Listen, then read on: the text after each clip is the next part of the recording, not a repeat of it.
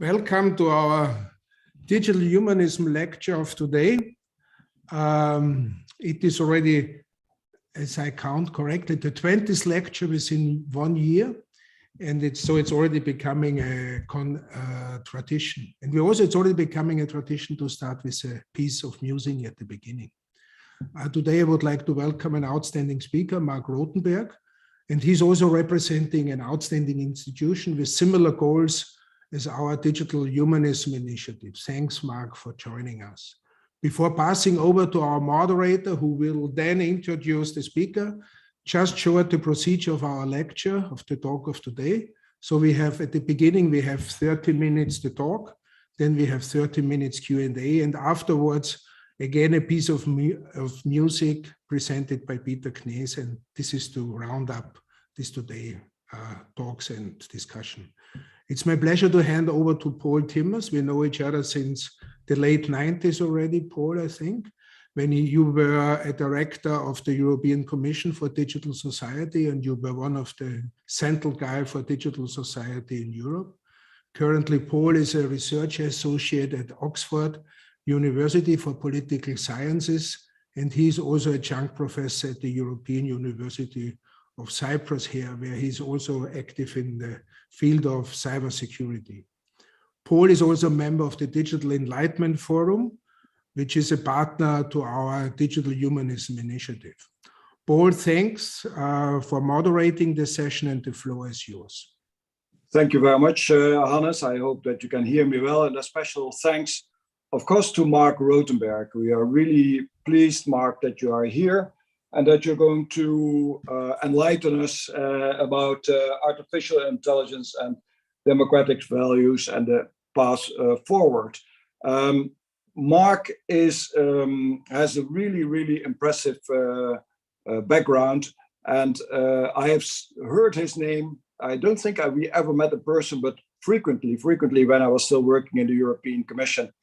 Mark is president and founder of the Center for AI and Digital Policy, and a leading expert in the field of data protection, privacy, and AI, and has served in many international advisory panels, including the OECD AI group of experts, and also helped to draft the universal guidelines for AI that are widely endorsed, and nowadays also very much commenting on the AI regulatory activities across the world, and including what is happening in the United States and in the European Union in terms of AI policy development. He is a prolific writer, has written several books on AI policy and on data protection, privacy, of course, testified for US Congress, European Parliament, OECD, other international organizations.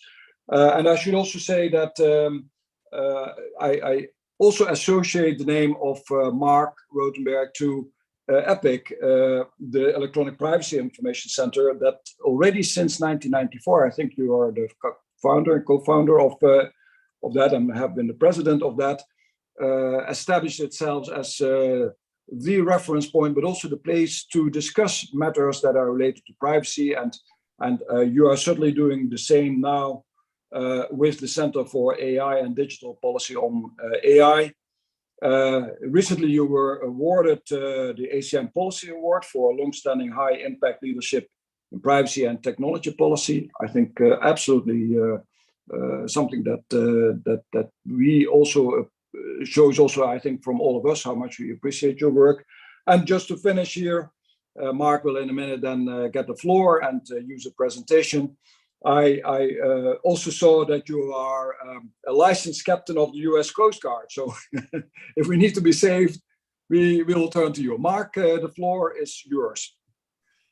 Thank you, Paul, for that very kind introduction. Thank you, Hans, for the kind invitation. It really is an honor to have the opportunity to speak with you today, and congratulate you also, I think, on this very important initiative you have launched on digital humanism, which seems so timely, so critical, and so important.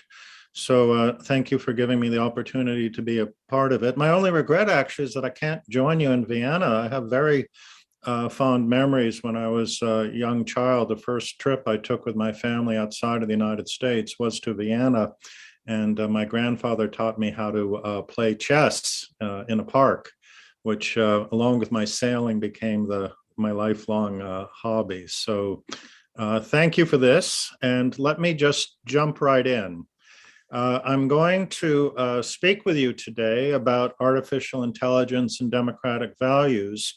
And to cover this topic, I will make frequent reference to this new organization we have established called the Center for AI and Digital Policy, because we take this as our mission to understand the relationship between new technology and important principles of fundamental rights and democratic governance. And I invite you, of course, to visit our website, which is caidp.org.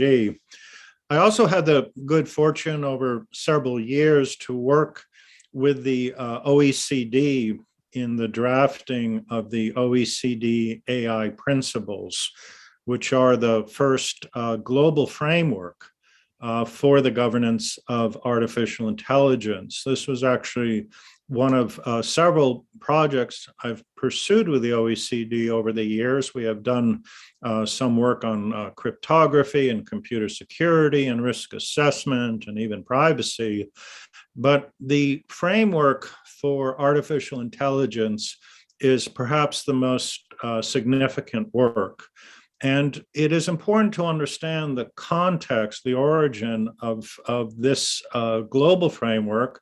To be sure, if you study the field of AI policy, you will almost immediately find reference to 300 frameworks, 500 frameworks. I think the Council of Europe has told us now we're up to 800 frameworks. So there are plenty of frameworks.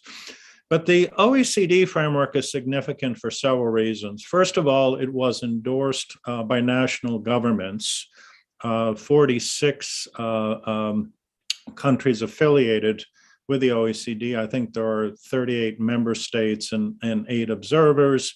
It was subsequently supported by the G20 nations.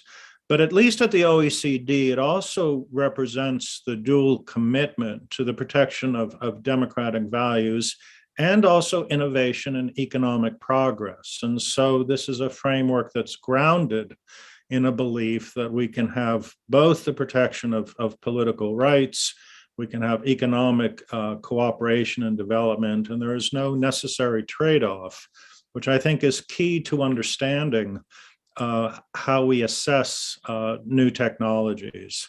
And of course, the OECD was very proud of this outcome. There's been work over the last couple of years to assess the implementation of the OECD AI principles. And here you see a brief summary for what the principles seek to accomplish. If you are familiar with the OECD, you know also these are non-binding principles. There is no legal force, but they can be influential.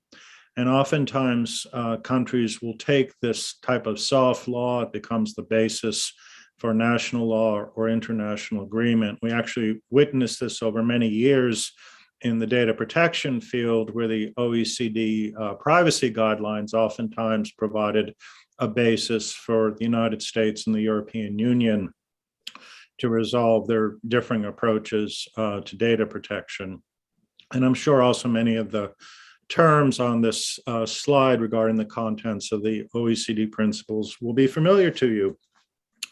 But as I was doing the work with the OECD and the drafting, I was pursuing several related projects. And so one of the projects I was interested in was trying to get a better understanding of these different frameworks for artificial intelligence. Some were arising in the context of international organizations. Some could be found in national AI strategies. There were ethical codes from associations such as the ACM and the IEEE. There were codes that were introduced by large companies like Microsoft and Google. And so I also compiled essentially a reference book with the primary documents for these different AI policy frameworks to make them available to others who wanted to teach in the field or study the frameworks. And I began to look for common standards, common terms that were emerging in the frameworks. I think you could fairly say one of the first observations in this field is that there's a bit of a spectrum here. There's the hard law, the standards, the requirement. There is at the other end what we might call ethics or principles. Guidelines, I would suggest, exist somewhere in between. And these phrases, of course, again, familiar: human-centric, trustworthy, job growth, fairness, accountability, transparency, and democratic governance, all emerging in the context of the formulation of AI policies, and frankly reflecting a nation's goals, larger goals at this moment in time for how technology may even address challenges with a pandemic or with climate change. The Sustainable Development Goals of the United Nations. These can be found as well.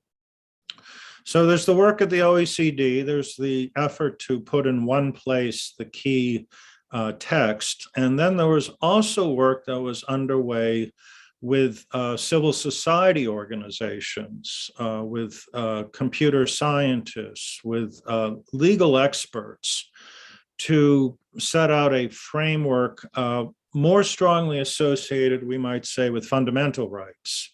The OECD, I would say, provides a very useful framework to think about innovation and growth. It touches upon what we would consider fundamental rights, but that is not the primary focus.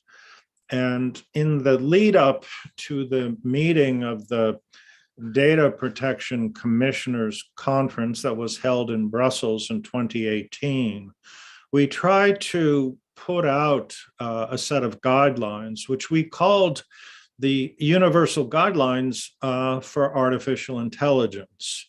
And we were squarely focused on what many might consider today to be the hard problems, issues associated with the use of AI for social scoring, for example, a technique of the Chinese government to rate the private behavior of individuals in terms of the alignment with the goals that the government has established. I think to most democratic nations, that use of AI is quite unsettling, recognizing, of course, that in our own countries, we have systems of credit scoring and grading and evaluation that we're all quite familiar with, but I don't think we had previously seen a single score assigned by the government that would both, create opportunity for those who are aligned with the aims of the government, and at the same time operate as a stigma,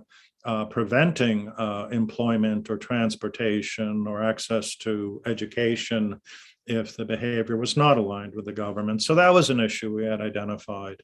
And then, of course, there's the very interesting issue of facial recognition in public spaces, what some would call facial surveillance. I think it's not difficult to distinguish between the use of facial recognition as a form of authentication within the control of the user. We all have that experience. We open up our iPhone or Android phone, and one of the best techniques to establish that the phone is within control of the user is the biometric, which is the facial template that can be linked one-to-one directly to the phone. But of course, that's entirely different from the placement of cameras in public spaces and the real-time identification with the aim of tracking and monitoring behavior. So we spent a considerable amount of time actually developing these guidelines. I will share with you the 12 simple bumper sticker version statements. We were quite purposeful in outlining the guidelines to describe them as the rights and responsibilities associated with the deployment of AI techniques. And we purposefully made this an asymmetric relationship. Oftentimes in the world of AI ethics, people will say, well, we all have, certain responsibilities, and users of systems should seek to be well informed. I frankly think this is not the right approach to undergird legal structures in democratic societies. I think we need to recognize in the creation of these frameworks that there are asymmetric relations of power, of information. And part of what legal frameworks in democratic societies seek to do is restore a bit of balance in these relations, particularly when they can be upset by the introduction of new technology.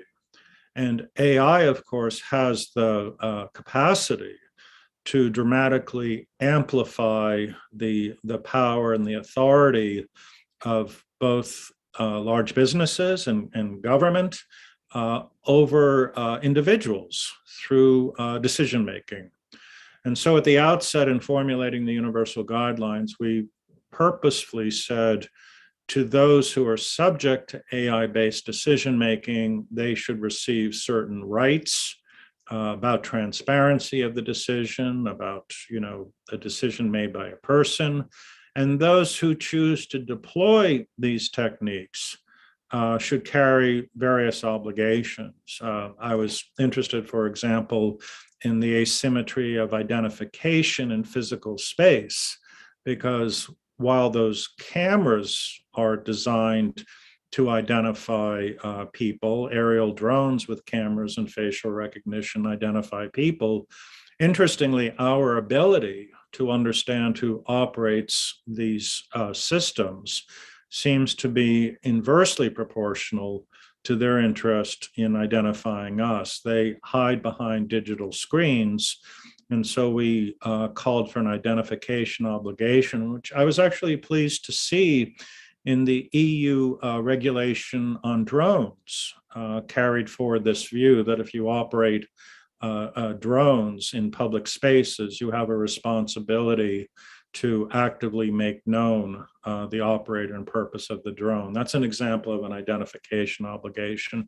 I won't go in detail into all these. I think this framework is a useful checklist as we think about AI and democratic values. You can find this online. But as I said, I think also as we talk about AI and the rule of law, it is very important at the outset that we make clear where the rights fall and where the responsibilities fall. There are, as I mentioned earlier, certainly topics such as facial recognition. It is tempting to imagine that these techniques would not be used in democratic countries, but of course that's not the case.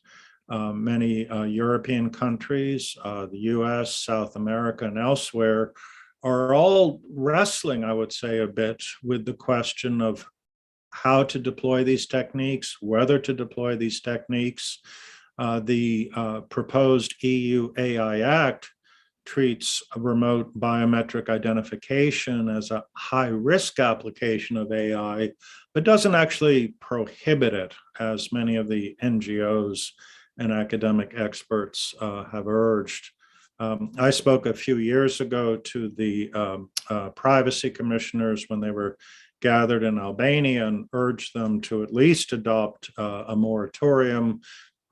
We did some other work in the United States regarding Facebook and our Federal Trade Commission to try to establish a prohibition. I was actually very pleased. I don't know if you saw this past week, but Facebook actually did announce that it would shut down its facial recognition system and delete more than 1 billion facial images that it had gathered. So these are examples, I would say of controversial AI techniques, and how we talk about the relationship to democratic values is really now the next focus of the presentation. Hiring, by the way, is an area where there are black box techniques used to evaluate job applicants. So, and with appropriate thanks to Moshe, who as the former editor of communications of the ACM had asked me to write a little bit, about the work we were doing. It was just about a year ago on into the OECD principles and the universal guidelines, we said it is probably time to evaluate what is actually happening in national governments with AI policies and practices. And so we set about a very ambitious project, which was to begin a formal mechanism to assess the alignment between AI policies and practices and democratic values. There are many metrics in the field of AI. We can quickly determine papers published by country, patents issued, research investment. These are familiar to the AI research community and to the policymakers. But if you ask the question, well, you know, how does the United States, let's say, compare with its democratic partners in terms of AI policy? And another question, which I think is always interesting to ask, over time, what trends can we see in a nation's AI policies? Are they becoming more democratic? Are they becoming less democratic? How do we make these judgments? And I outlined the preliminary thoughts as we were working our way through this report. We published our first edition in December last year in conjunction with the Michael Dukakis Institute. We were very honored to have the participation of the President of the European Commission, Ursula von der Leyen, to talk a bit about her views regarding AI and democratic values. And you will find this page again on our website. It's about a 400-page report, so it's a big PDF. You can download the whole thing if you wish. You can also look at it piece by piece. We took 30 countries. We looked at the top 25 by GDP and an additional 5 countries that we thought were significant. We are planning this year to do 50 countries. And let me explain what I believe the significance of the report is. There are a lot of studies, of course, of AI policies. This was the first numeric evaluation where we actually assigned scores. And the assignment of scores then made it possible to rank nations based on our evaluation. And of course, in the development of our methodology, we try to identify key metrics for democratic values. Now, there are 12 metrics, which I'll show you in a moment, but just by way of example, one of the metrics that we used was this question: has the country established a process for meaningful public participation in the development of a national AI policy? And we described our experience having conducted the research of the 30 nations we looked at, and we found various levels of public participation. Some are quite open and engaged and create those opportunities. Others, see AI advancement as a national strategy, have a science agency, and simply announce a policy. We used a metric which essentially was to say roughly yes, no, or partial in the responses that our researchers found as they were trying to answer these questions. Here are the 12 questions we asked.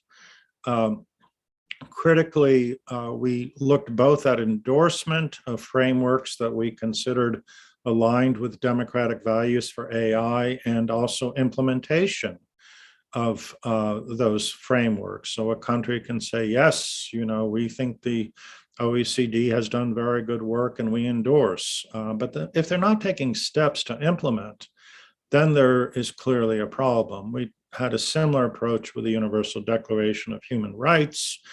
We've talked a little bit about public participation already. We looked for independent agencies to oversee AI practices. Sometimes it's the Data Protection Agency, maybe it's a Human Rights Commission. Algorithmic transparency, we see as a key interest in democratic nations and countries that are subject to the GDPR or the Council of Europe Convention on Privacy typically receive favorable scores. So those were our 12 questions. Our scoring was top score would have been a 12. I think Germany was first at 10.5. Kazakhstan was 2.5. It is, as I said, a substantial report. We began last year with 20 researchers. I think now we're over 50 or 60 people who are involved with the project. So it's been growing. It was subject to outside review before we published. We did ask experts for their assessments. We made some revisions based on the feedback we received. And very briefly, here were the findings. Not surprisingly, the OECD guidelines remain influential. We saw a close connection between AI policy safeguards and traditional laws regarding data protection.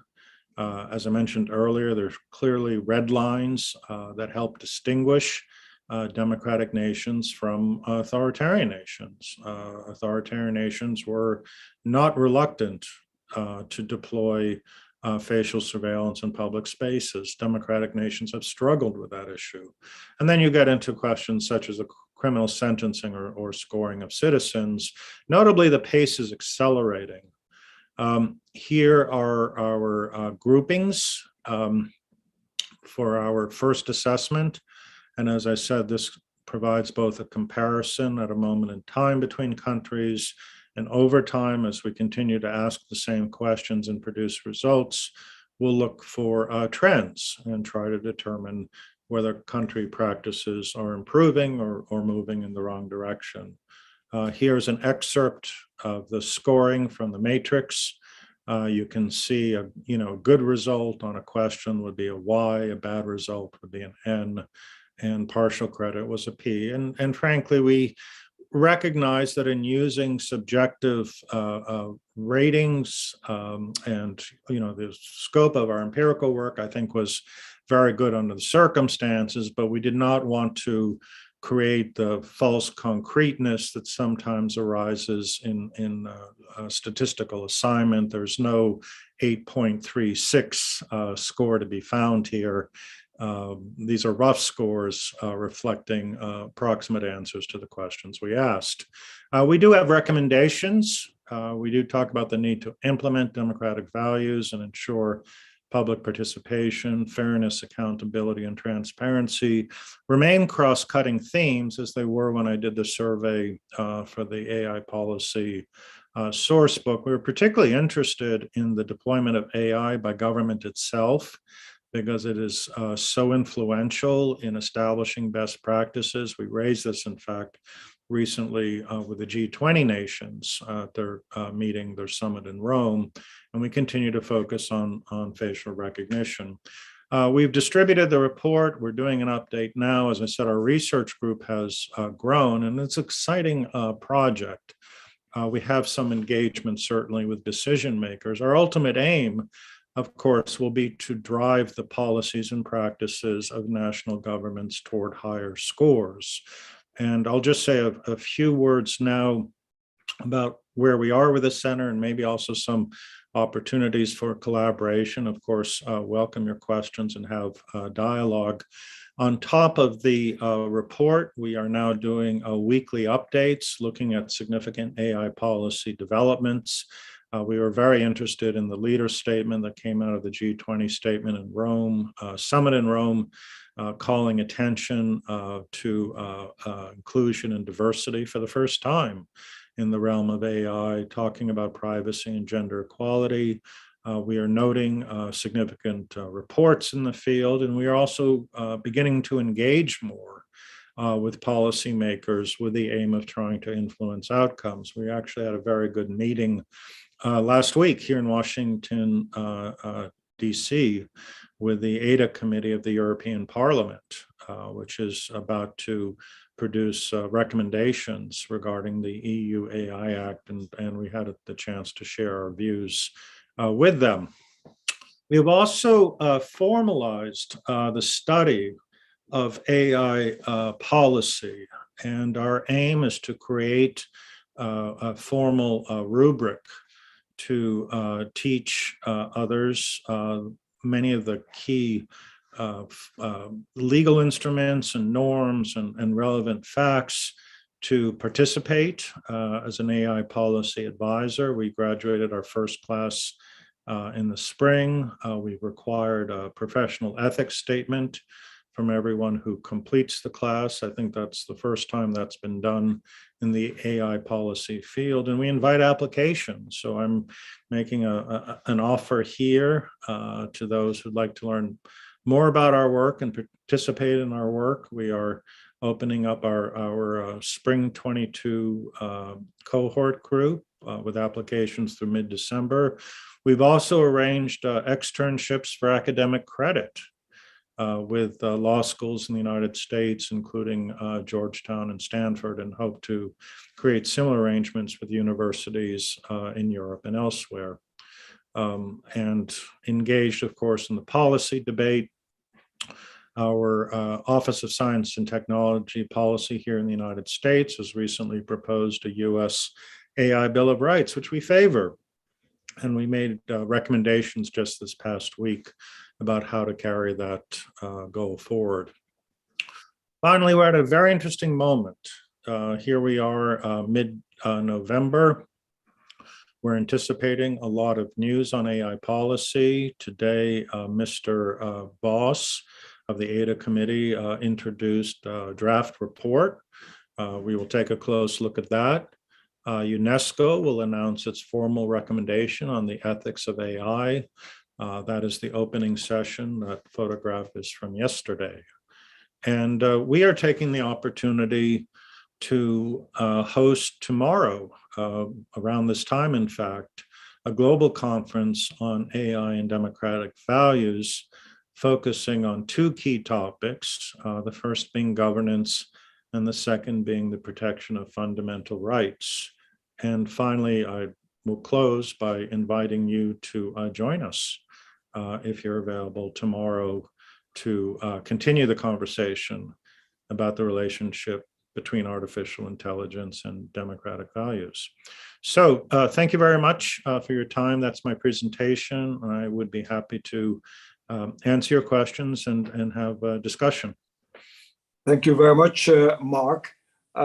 This was really interesting, I think, both for the breadth of and the depth of what you present here, because so much work has been done. And on the one hand, AI is really broad, and you're covering here, you're providing a wide comparison and umbrella for that. At the same time, you kind of say it goes already into the very difficult issues that are highly contested, and where you can start testing, so to say, what the guidelines, for example, mean, and also what the comparison between countries, the national approaches actually mean when it starts to bite, say facial recognition being one of those, but also, as you point to, what are governments doing themselves with AI.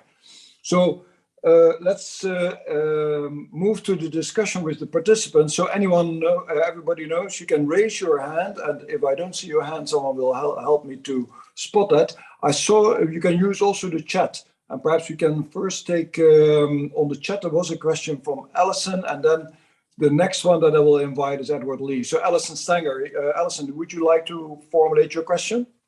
Sure. It's just a very quick question. I was wondering if the center had any position on the soon-to-be-formed National Artificial Intelligence Advisory Committee, if you were backing a particular candidate or had any recommendations for that soon-to-be-formed commission.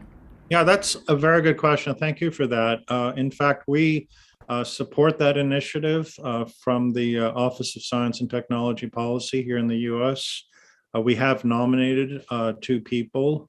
We're glad that process is open, but I will say that current advisory council also stands as a contrast to the initial US approach, which was the National Security Commission on AI. And that commission was limited, frankly, to leaders in the tech industry and Defense Department agencies. It was very secretive. It made a lot of recommendations, that we don't agree with. And it presented itself as the formal position of the US government on AI.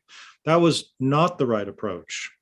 And in our evaluation, of the US AI strategy on that question 5, we were critical of the US for that type of policy making. But if you're following now the strategy of the report and our metric, that score could well improve, because there is now an open process to invite public participation, and we consider that a step in the right direction.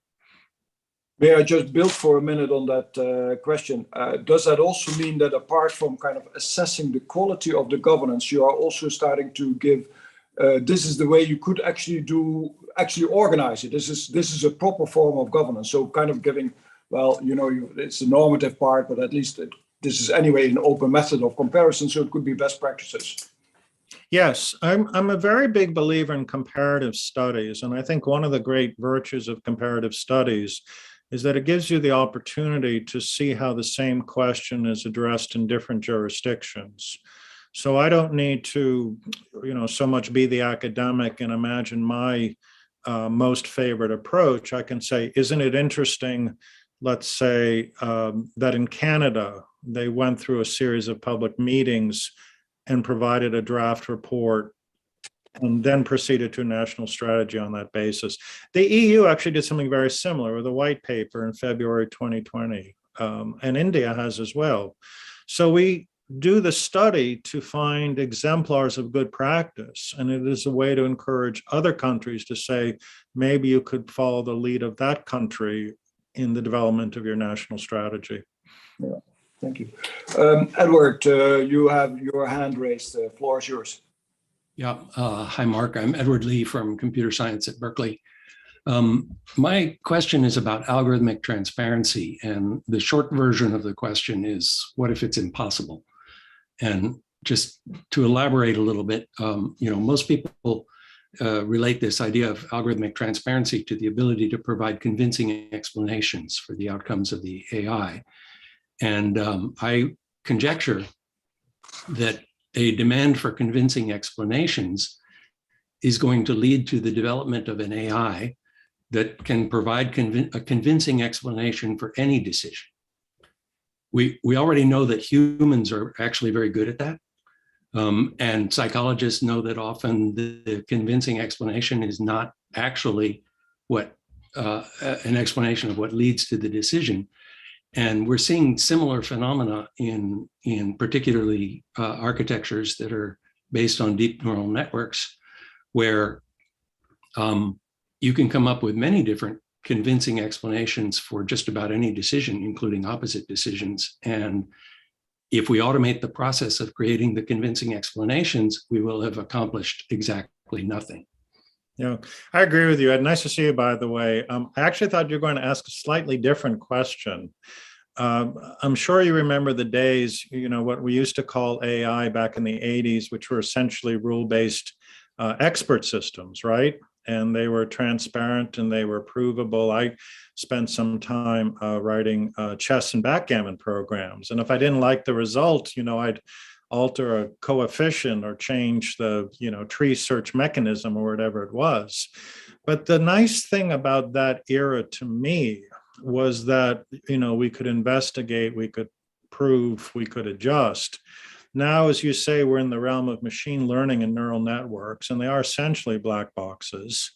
If you ask someone to replicate an outcome or prove an outcome, they say, well, that's not really possible, but we'll give you an explanation of the outcome. And I agree with you, by the way. I don't find explanations very satisfying.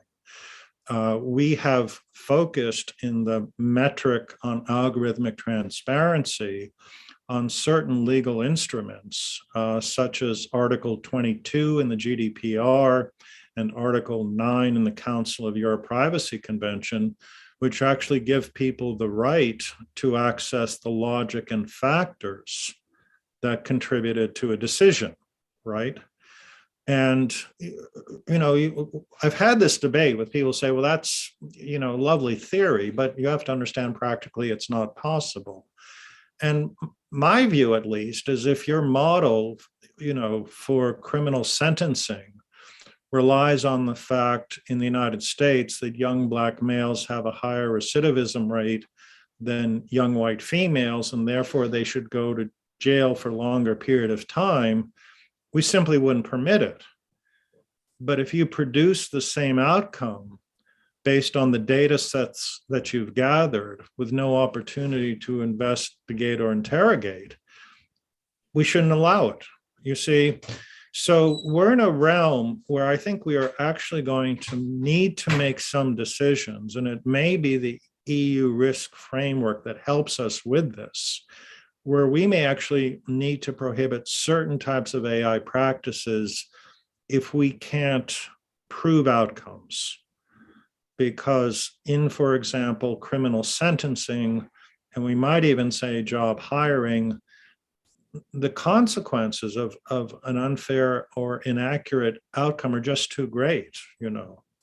So, but thank you. I mean, it's a very interesting point you make, and I think I would agree with you that the challenge is really not how good is the explanation. I think there's a deeper problem there. That's really interesting, and if we have time, I'd like to come back to that. But let's first move to Sally Wyatt, and then after that, Laurence Brooks has a question on the chat. But Sally, floor. Okay, thank you very much. It's very interesting. My name is, I'm Sally Wyatt. I'm a professor of digital cultures at Maastricht University in the Netherlands, and I think this relates to the question that Edward just raised in your answer.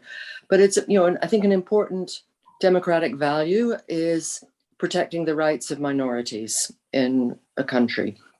And one of the things that sometimes concerns me is that, AI could actually be used to really threaten the rights of minorities or to undermine the rights of the minorities. And I was wondering, in your kind of scoring system, and I appreciate your efforts to, not come up with, 3 points after the decimal, but was rights of minorities one of the criteria? I'm afraid it went a bit fast for me. Yeah, that's another great question. And frankly, it's an issue we've struggled with a bit, particularly in the United States. I mean, there's no doubt that in the US, the AI policy dialogue is very focused on questions of bias and the impact of AI on particular communities, which I think is descriptively correct. And at the same time, we wanted to create a methodology that could capture all circumstances. And, it means considering not only people of color or certain gender, but also immigrants. And if we go down 8 roads, in my opinion, we're almost going down no roads. So we try to use general metrics, let's say fairness, accountability, and transparency. And if decisions are fair, you see, then factors that would tend to discriminate against certain groups should not be permissible, right? It would be the overarching approach to deal with those unjust outcomes. So this is a little bit of a roundabout answer, but the point I'm making here is with full recognition of the problem of bias and the disparate impact, our aim with the methodology is to be inclusive and comprehensive and to treat any unfair outcome as a result that democratic nations would seek to avoid. Thank you. Laurence had a question on the chat. Laurence, do you want to pick up your point and phrase the question?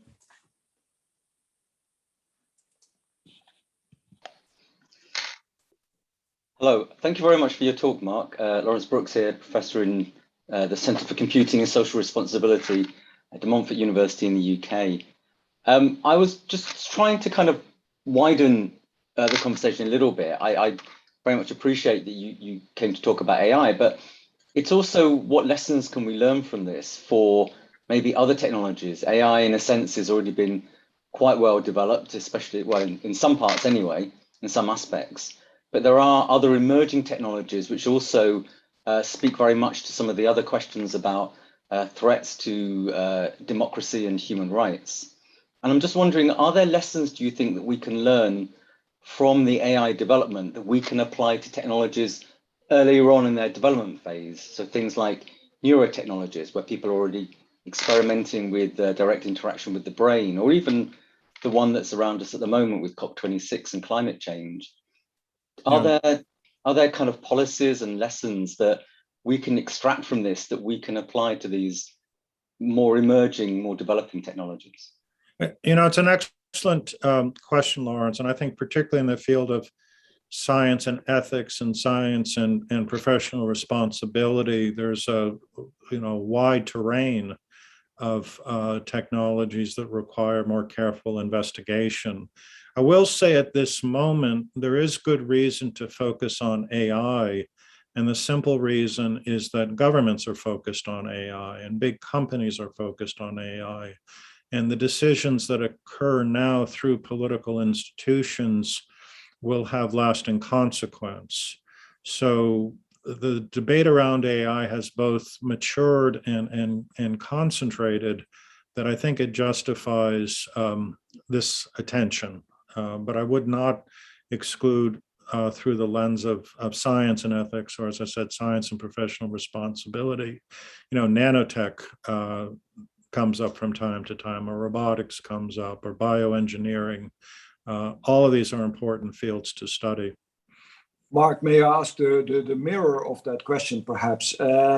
We have had technologies that led to a lot of debate, and what did we actually learn from them? I'm thinking in particular the whole debate around encryption, which is kind of still unresolved. And I mean, looking a little bit from a distance, it's a history of a lot of frustration, put it politely. So what did we actually learn from the way we conducted that debate for this debate of today, perhaps in parts of AI, not everything of AI, but in parts of AI? Right, that's a very good question, Paul, also. And I was, as they say, I was there at the beginning because it was really the basis when we started EPIC in 1994. We had organized the first internet petition on the freedom to use encryption, and we were opposing the National Security Agency's efforts to mandate key escrow. But it also was an opportunity, apart from the advocacy work we did, to do a comparative study similar to the one we're doing now on AI, to understand how different national governments were regulating crypto. And I don't know what the simple solution is today. I think there is a risk always of building in access. In the best case scenario, it's used with lawful authority in pursuit of someone who's suspected of a crime or poses a risk to public safety, and I would not object in those circumstances. But as I said, that's the best case scenario. And many other scenarios of access to private keys anticipate a much broader type of surveillance authority. I remember in the US, this was a few years ago, I debated the former director of the FBI, Mr. Comey, at the annual convention of the Bar Association in San Francisco. And he was arguing at the time that he had 700 cell phones in his possession from lawful investigations, and he couldn't open them because of encryption. He was very upset about it. And I did my homework before the debate, and I had learned that in the past year, more than 3 million cell phones had been lost or stolen in the United States. And it was because of encryption that further crimes were not committed by the people who had seized those cell phones. So I thought, well, you have 700 you're concerned about, but that's maybe a good trade-off if there are 3 million cell phones out there that can't be hacked for fraudulent purposes. Yeah, that indeed may also have a lesson for AI. Yes. There was a question on the chat by Anna Sipliaskaya. Anna, do you want to post? Yeah, hello, I'm postdoc. Yeah, I'm postdoc in machine learning in the University of Vienna. So my question is that we know that all AI basically learns the biases that exist already in data sets. So all these policies that we see, and they kind of come from people before that. So my question is, was it compared, like the policies that made from AI with the people who works there from government? Right. So that issue has come up frequently in AI debates. Interestingly, it comes up oftentimes with regard to employment. Big companies turn to third-party firms to sift through their resumes, their applications, and decide who it is they should interview. And so the third-party firm looks at the company and asks the question, what type of people succeed in the company? You see, and so they create a certain prototype, and they say, well, these are the people, therefore, that you should be interviewing and hiring. And not surprisingly, if you have a big company with biases built in, that technique, by virtue of the data set, becomes almost a precise replication of the bias within the organization. So there is clearly a need to look more closely at the data and to understand how those decisions are made. I think, you know, to use Paul's term, you can flip this on its head and actually use these data analytic techniques to uncover problems with companies and criminal justice systems. Because perhaps instead of the AI saying to the company, these are the people that you should hire because they're very similar to the people at the company, maybe the AI should say to the company, you don't appear to have a very diverse workforce. There are a lot of talented people out there. Let's take a different approach to take advantage of the skills that would be available to you. So this would be a more radical use of an AI technique to uncover bias rather than to simply replicate it. Exactly. Then AI becomes kind of like a microscope or perhaps a telescope to dissect what is happening in government or in companies, the way they work. Very interesting. Thank you, Anna, for that question. Oliviero Stock, you raised also your hand. Oliviero, the floor is yours. Thank you. Thank you for your talk, Mark. I'm Oliviero Stock. I'm an AI person, language and intelligent interfaces. So mostly when we talk about democratic values and AI, we talk about AI threats, mainly surveillance, biases, opacity, and so on. But I think if we talk about democratic values danger, one of the big issues now is somehow the right to truthful information. Basically telling truth from false or avoiding unwanted persuasion on one sort or the other. So AI could have a very important potential role in helping democracy from that point of view. So it's the other side of the coin, AI that should help democracy and doesn't do enough for helping democracy. My question is it possible to come also with a proactive policy that tends to enforce, for instance, to require, I don't know, I say something stupid, to require that companies must spend a part of their income in investing in this direction? Yes. I think it's clear there are many positive applications for AI. And to return to my great regard for the OECD, my understanding of technology is that it does coexist with democracy and innovation. I don't think we need to say, you know, we shouldn't use AI because we believe in democracy. I think we should look for innovative techniques. But I do believe it needs to be accountable. And I would say the big concern, and this is also, you know, the view that was expressed by the Facebook whistleblower who spoke yesterday in the European Parliament, is that to deploy a technique and not to be able to assess it is a very dangerous road to go down, even if the preliminary results you receive are encouraging. And there are lots of ways in which AI can be very impressive. But I think we need to be careful, because if we can't interrogate these techniques and if we can't prove outcomes, we become increasingly reliant on systems we don't understand. And that would not be a good result. So yes, let's use AI techniques to uncover disinformation, but let's be sure that we can evaluate these techniques and know that they're working as they should. Thank you.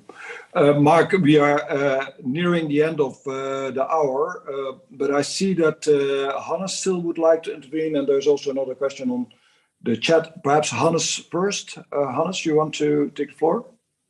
Yeah, I had a similar question to Olivieros, but I have another one. First of all, thanks, Mark, for a really presentation, because it's really basic work you are doing. And it's really, I didn't know, for example, that there are already 800 frameworks, guidelines, and those different issues. And I think this is really a valuable contribution to the discussion. My question is very similar to Olivieros, because there is the frequent argument that too much regulation could harm innovation. And do you have some external variables where you could somehow look at this argument and say, okay, if there's a framework or regulation, what is the relationship to innovation or the speed of innovation? So it's a critical issue you raise, Hans, and I'll say, frankly, I'm agnostic on this point. Okay. If you take as your goal the protection of democratic values, then I think your answer is as much regulation as is necessary. So if we can do this with light touch regulation, I'm sure the industry and the research community would say that's preferable. But you see, if light touch regulation doesn't protect the fundamental rights of a democratic society, then that's an insufficient answer. So rather than say, lots of regulation or little regulation, I think we need to determine what is the necessary regulation. And if I can add a corollary also, the GDPR as originally conceived was comprehensive, but it was not overly detailed, at least compared with some of the US laws I've studied, which can be extremely complex and still not get much work done. I think the GDPR struck the balance between a comprehensive approach that still allows, for commerce and everything else to take place. And so perhaps a similar approach with AI would work well. Thank you. Mark, do you still have a minute for questions? Yes, sure. I'm happy to go further if you'd like. Let's go on, because I think there is actually a related interesting question also on the chat by, at least the way I interpret it, by Skouros Georgios, that kind of suggests, there may be other technologies that could be combined with AI. And perhaps that also relates to this question about how much regulation that you actually need, because then if you talk about decentralization, suggesting blockchain, that's another form of governance. But perhaps Skouros Georgios, perhaps you want to pose the question yourself or explain a bit more. You have the floor. Yes, excuse me. I had the problem to activate my microphone. Thank you.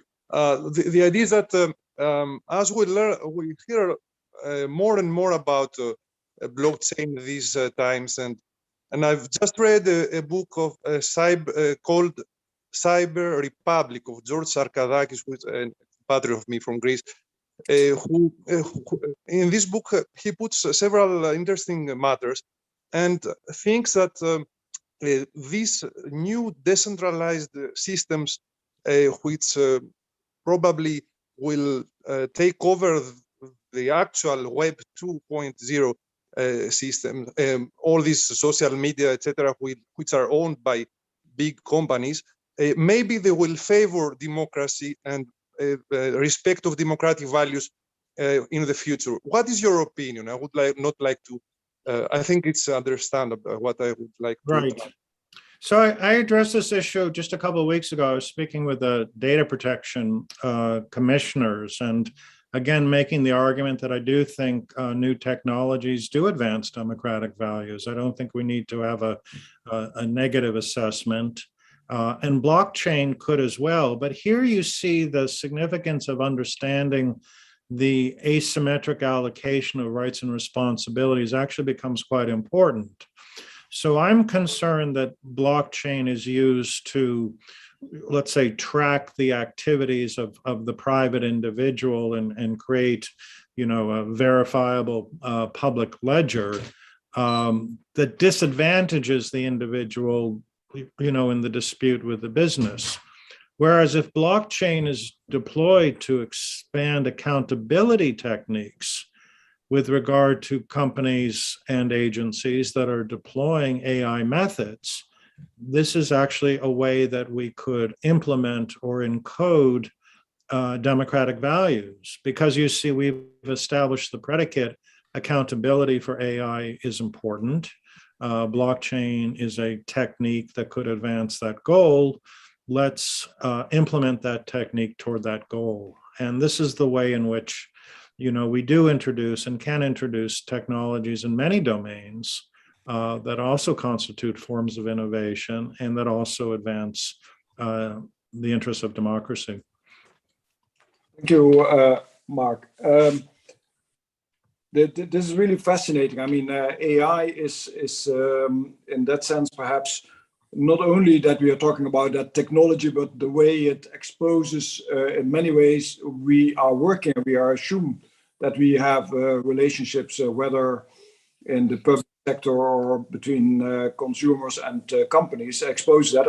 I'm thinking of the case in the Netherlands where somewhere just in the beginning, there is a piece of AI, but ultimately the way it had been used to find people that were claiming child benefits that were not justified, that actually what has been perhaps even more serious is how the whole process beyond the technology worked, the judicial system, the administrative system, the political system, and ultimately the government fell. So, there's a serious issue there at stake. So AI can possibly be also the trigger to expose a lot of the way we work and live and do commerce.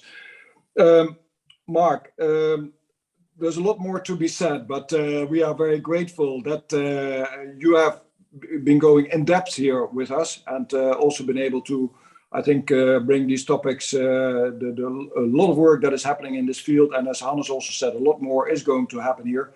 We should also all be part of that. And the work that you are doing is critical, I think, to inform us, to make us part of the discussion and to discuss and continue discussing with you. So many thanks for that. The tradition here is to close the Digital Humanism seminars in a very special way. And for that, I hand back, again, saying a word of thanks to you, Mark, and hoping to stay in contact.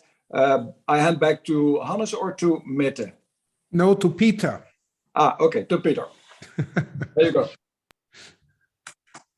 So we're closing with some music. Let's close with some music. And again, Mozart. So within the given constraints, so Mark wanted Mozart, Professor Wertner always wants short pieces. So given these things, I selected for both the beginning and the end something from Le Petit Rien, which is a ballet where some contributions have later been attributed to Mozart. And in the Köchelverzeichnis, this is filed under 299b in Appendix 10, and the order of the movements and pieces is somewhat arbitrary. The one we heard in the beginning can be found as agité in some editions, but there seems to be some doubt whether it was actually written by Mozart. Likely it was, however. The one now does not provide any specifications, but is often numbered as the second piece in that collection.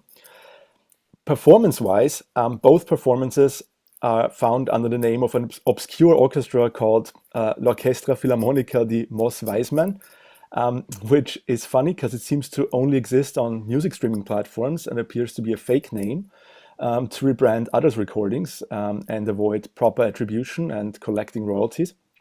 And this is not the first time this would be happening. But I do like these renditions, and this is why I picked them. So to sum up, I can't say which piece it is exactly or who the performer is, but there is a chance the composer is actually Mozart, as requested by Mark.